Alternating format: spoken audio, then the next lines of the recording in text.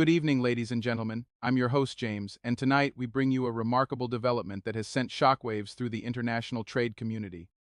In a bold and unprecedented move, Burkina Faso has officially signed a $70 billion cotton trade deal with the Republic of Bangladesh, a transformative agreement that is not only historic in value but historic in vision. This is not just trade, this is economic sovereignty, African resilience, and global partnership on new terms. For decades, Burkina Faso's cotton, often called white gold, has played a vital role in the lives of millions of farmers across the country. It has been the backbone of rural economies, the pride of national exports, and the heart of agricultural productivity. But for too long, the wealth generated by this vital crop was lost in exploitative global supply chains, dictated by Western-controlled commodity markets. Today, that changes. This deal with Bangladesh marks a turning point. It places Burkina Faso at the center of a new South-South economic alliance, one where African nations negotiate from a position of strength, not dependency. Bangladesh, one of the world's largest textile manufacturers, is investing directly in the source Burkina Faso, creating a stable supply chain that values African produce at its rightful worth. According to reports, this agreement will see Burkina Faso supplying millions of tons of raw cotton to feed Bangladesh's booming garment industry.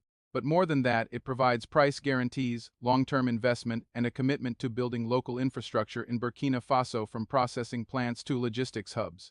What does this mean for the people? It means jobs, it means higher incomes for farmers, it means rural development and a massive reduction in post-harvest losses. It means that instead of exporting raw materials at low cost, Burkina Faso can now begin to industrialize processing cotton domestically, creating textiles, and keeping value within its borders. It also sends a powerful message to the world. Africa is open for business, but on fair and equal terms. No longer will we tolerate unfair trade agreements, manipulated prices, or foreign entities that exploit without reinvesting. This deal, negotiated without the interference of the IMF, World Bank, or the EU, shows what is possible when African nations take charge of their destiny. President Captain Ibrahim, in his remarks, described the deal as a victory for African sovereignty. He praised the hard work of Burkina Faso's farmers and emphasized that this partnership is not about charity, it is about mutual respect and shared prosperity.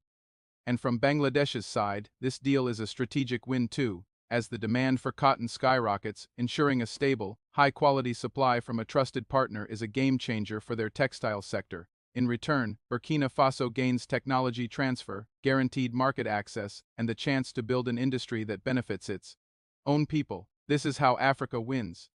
Not through dependency, not through debt traps, but through vision, partnership, and ownership of our resources. So today we celebrate not just a deal but a statement. Burkina Faso is rising, Africa is rising, and we are doing it on our own terms. Thank you for joining us. I'm your host, and this is Africa Today, where the future of Africa is being written by Africans. Welcome to Talk of Africa 360, your source for insightful news, analysis, and thoughtful commentary.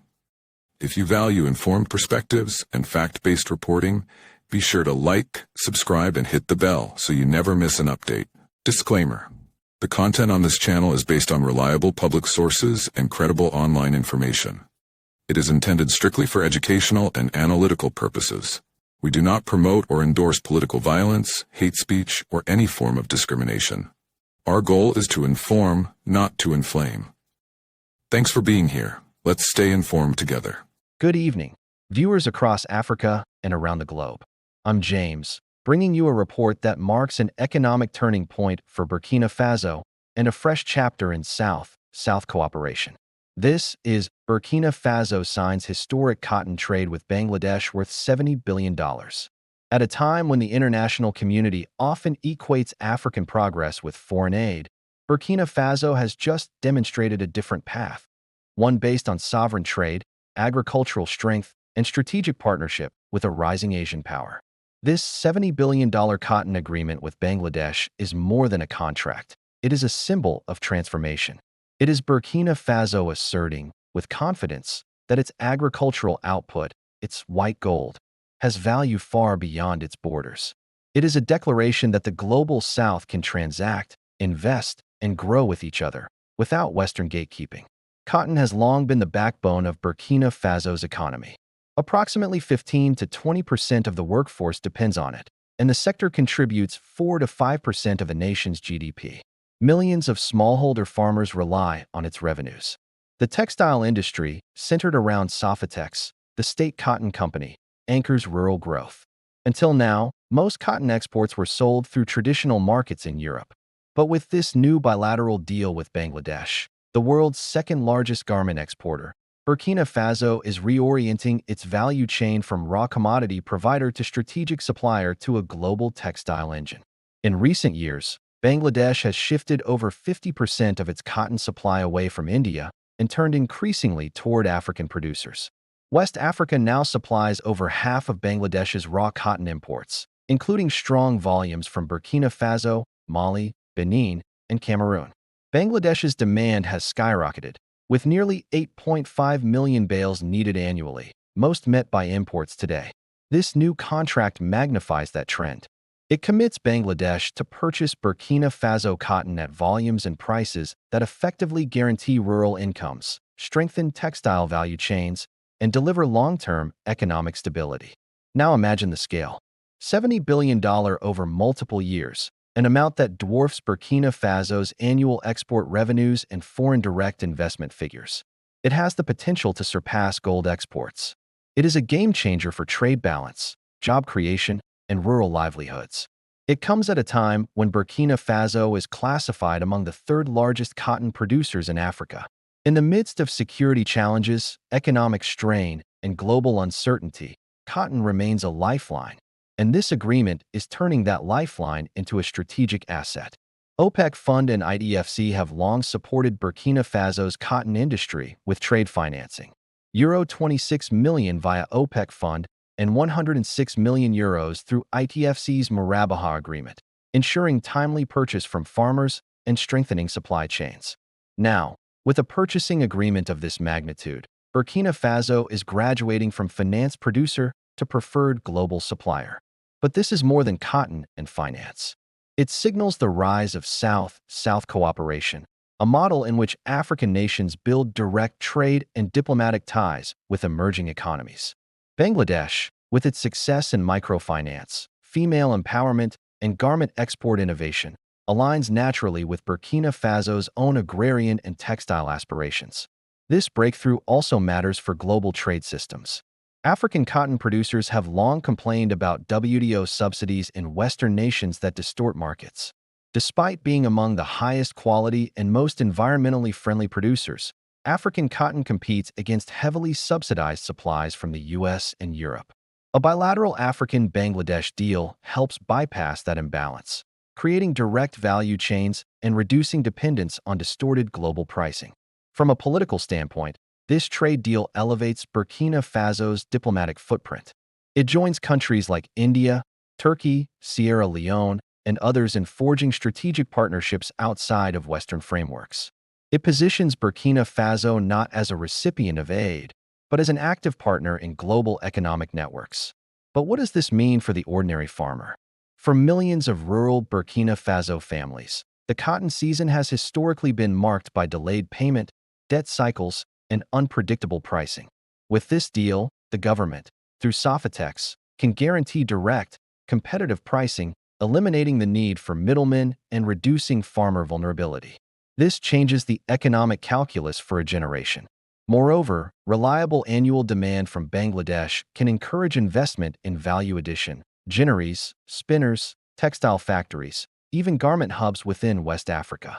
Instead of exporting raw fiber, Burkina Faso can begin to position itself in regional value chains, creating employment and retaining export value.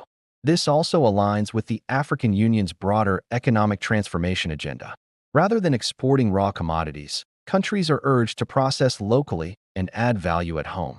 This Burkina-Bangladesh agreement offers a practical blueprint. The timing is important. In early mid-2025, OPEC fund approval, IEFC funding under a $900 million trade framework, and rising global cotton prices all converge to make this moment possible.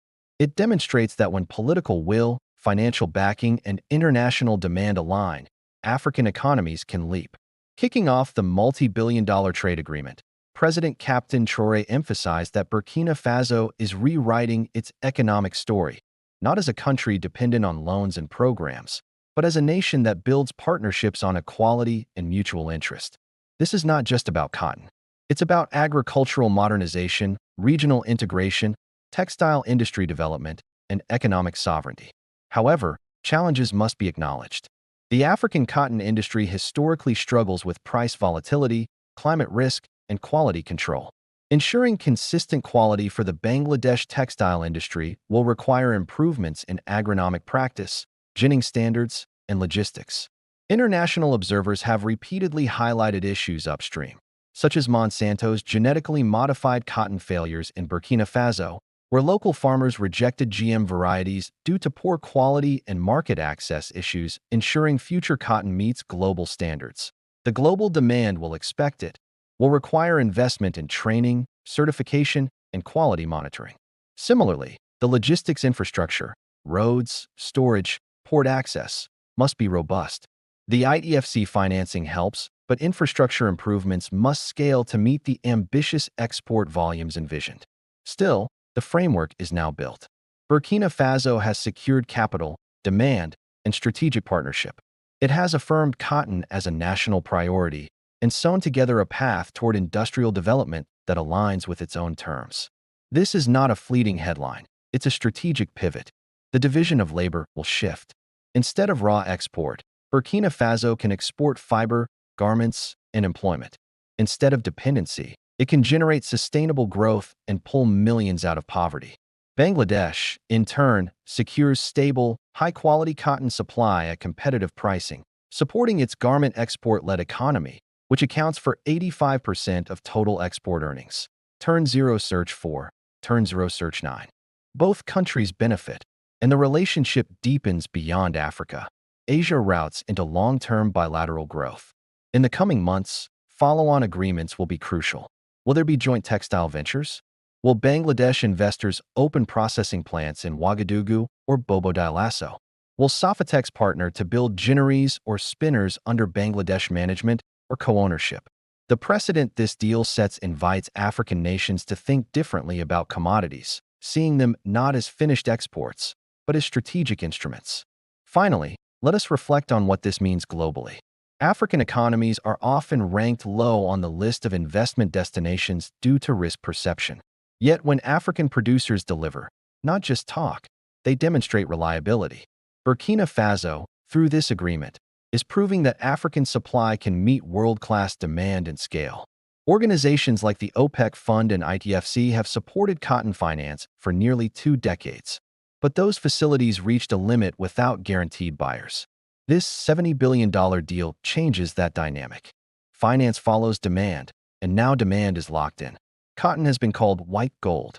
But this isn't just about fiber. It is about futures, jobs, cities, export towns, industrial hubs, schools, hospitals built without borrowing. It is about rewriting economic narratives. In conclusion, Burkina Faso's historic cotton trade agreement with Bangladesh is far more than a purchase contract. It is a statement of strategic independence, international trust, and economic courage. It is a model of true South-South cooperation. It is a beacon for other African agricultural exporters that prosperity need not wait for foreign grants, and dignity need not require foreign permission. It is cotton, done by Burkinabes, for global markets, on Burkina Faso's own terms. As the world watches, African policymakers should take note. When ambition, policy, financing, and partnership align, real transformation follows. I'm presenter name, and this has been Continental Pulse, reporting on the future Africa is now building, with its own hands and strategic vision. Good evening, and may this deal mark the start of better cotton seasons, stronger economies, and brighter futures across our continent. As reactions continue to pour in from across the continent, one thing is clear. Africa is demanding respect, sovereignty, and accountability. Was this just a diplomatic misstep or a deeper sign of shifting global alliances? We'll be watching closely. If you found this story important, don't forget to like, share, and subscribe for more real, unfiltered African news. This is Talk of Africa 360, telling the stories that matter.